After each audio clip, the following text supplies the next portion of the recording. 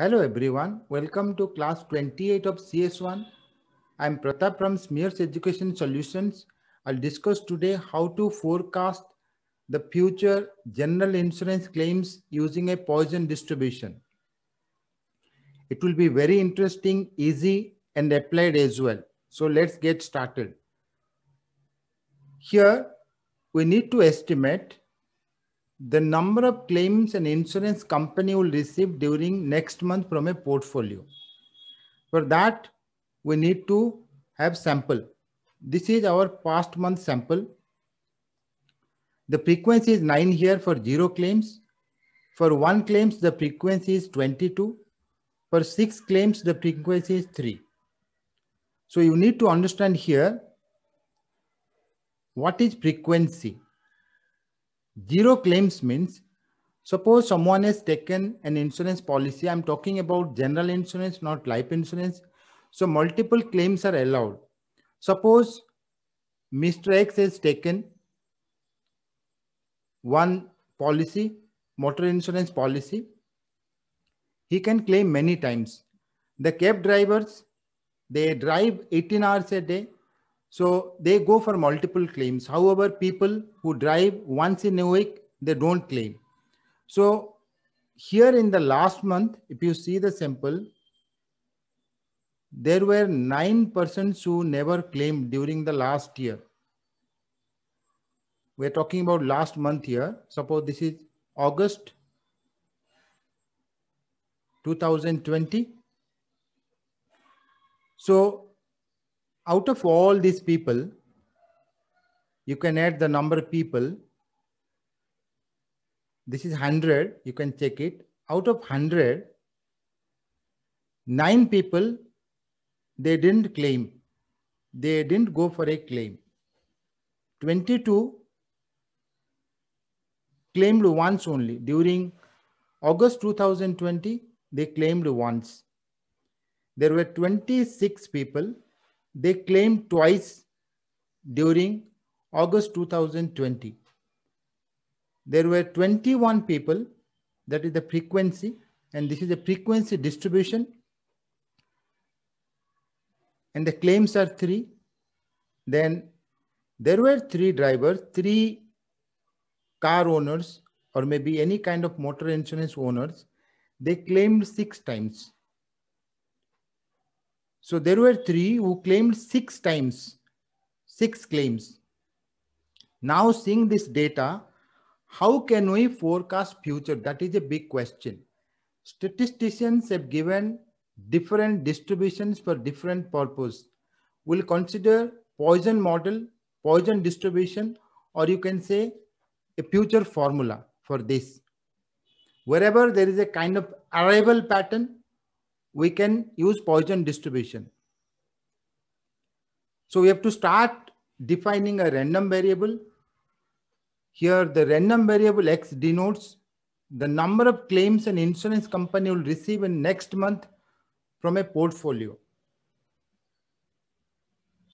Remember one thing, with whatever problem we started, the same thing we have taken X, that is the random variable here.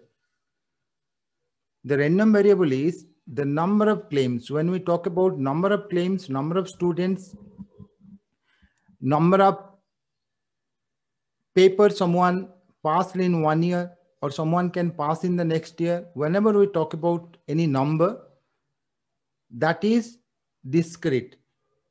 It's a discrete random variable. So I've written discrete as well.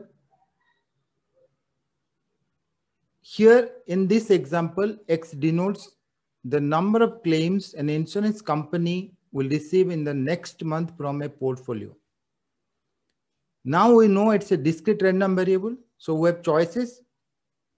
Out of all the choices we have, discrete distributions, statisticians have already provided, we'll pick up Poisson distribution.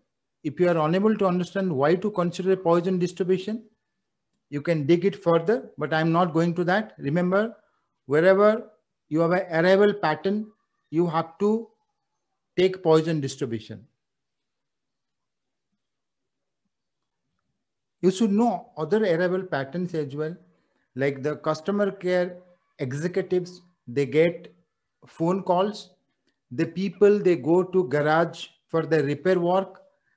The patients go to a doctor in a clinical setting, not with a prior appointment. These all will follow Poisson pattern. So we have selected Poisson distribution here. Now the problem is we don't know lambda. Once you know lambda, you put here whatever is lambda, then you find probabilities.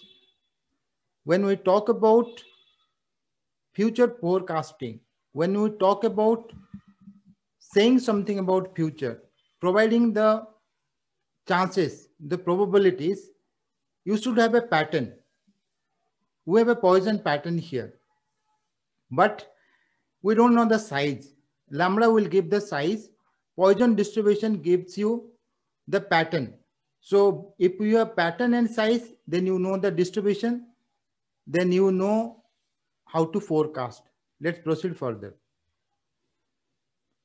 So one question is here with us, how to estimate lambda. We write lambda cap for that. We'll use point estimation here. It's very simple. Population mean must be equal to sample mean. That is point estimation. We have other estimation procedures as well. We have maximum likelihood estimation, confidence interval estimation, estimate using percentiles. However, we'll use point estimation here. It's very simple. We have our population distribution. We have to use mean of exponential distribution. Sorry, Poisson distribution. We have Poisson lambda. We know expected value of x, that is mean.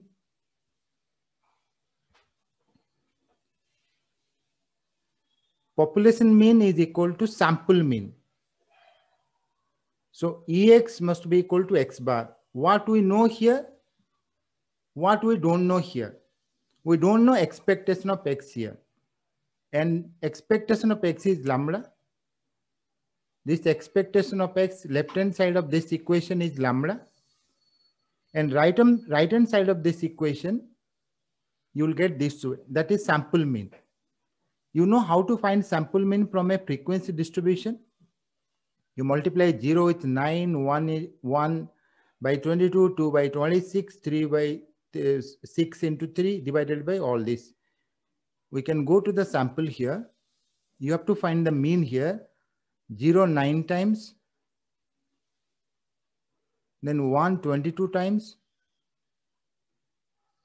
Then 2 26 times. You can write everything and you can find the mean. Otherwise, you can multiply 0 with 9, 1 with 22, 2 with 26, 6 with 3, then divide by the total, that is 100. You will get sample mean. So from the sample, we get sample mean. That way, we'll use sample mean here. Let's go back. So right hand side is the sample mean, that is known. Left hand side is the population mean, that is not known. Here in Poisson distribution, Ex is lambda, so I've taken lambda. If you consider exponential distribution, Ex will be 1 by lambda. You have to write 1 by lambda to the left of this equation. If you have other equation, you can use the expectation of x in the left hand side. We have only one parameter in this model, in this distribution, so we need only one equation. If you have two parameters in any formula, any distribution, you need two equations. I'm not going to that now. So right hand side, I got 2.37. You can check it, the population mean, the sample mean. So lambda will be 2.36. We write a cap here to say that we have estimated lambda. This is not the original lambda, we have estimated from the sample. So how can we use sample in a model? We have to estimate it and then we can use that one. Now see, we have a formula, proper formula where we know the pattern, we know the size as well. Parameter gives flexibility to the model. Once we know this is 2.37, 2.37, Now we know probability x is equal to x. Using probability x is equal to x, we have a complete formula. We can find all probabilities. Just put x0, you get this one. Put x1, you get this one. Put x2, you get this one. Put x3, you get this one. Put x6, you get this one. These are the probabilities. Now, if you see this table, initially we had the frequency distribution. Remember, all the time, whenever you get data, the data distribution is called frequency distribution. However, we got probabilities for the future. There is a difference between this table and this table, the first table and the second table. In the first table, if you sum up all the probability, all the frequencies, you will get the total, that is 100 here. However, here we get probabilities for the future. Frequency distribution is for the past sample. The total probability is 1. So you can't compare. Once for a while, if you think we got 22 here, but here 0.222, how can we accept this? This is so small. That is wrong, because total is 1 here, total is 100 here. Either you divide all these things by 100, then compare, or multiply all these numbers by 100. We'll do the multiplication thing. We'll multiply 100 to all this, and this total will be 100.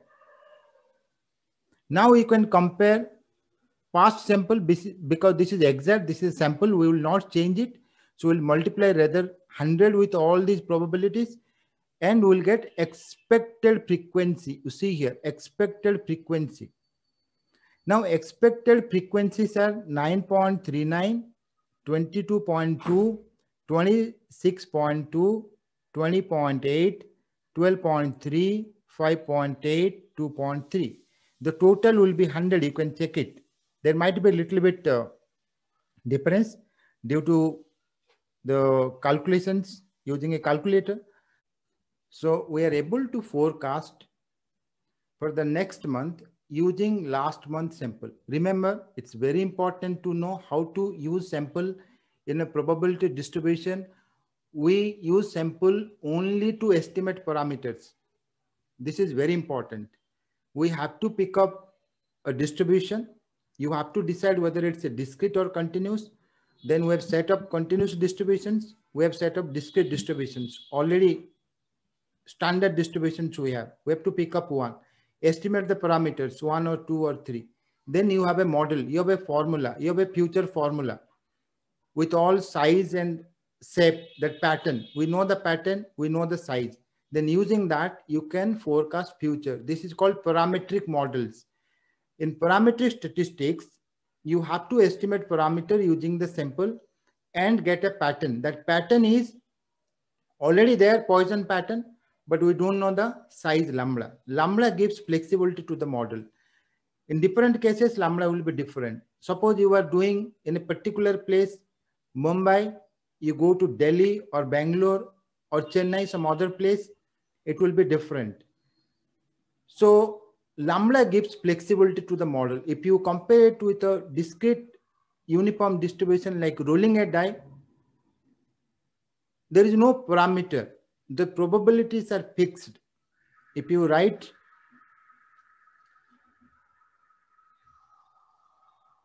like this, 1 probability is 1 by 6, 2 probability 1 by 6, 6 probability 1 by 6. There is no parameter. That means if you roll a dice here in Bangalore or maybe in Mumbai or in Delhi, the probabilities will not change. There is no parameter, no flexibility in this model, though it's very simple. However, here there is a parameter which gives flexibility to the model. So you need to estimate the parameter using the local sample, and then you can use the pattern. This is simple future forecasting using Poisson distribution. We'll do much more in future. If you have enjoyed the video, please like and share this video with others and subscribe to our channel to keep up with our latest content. Thank you. Class is over for today.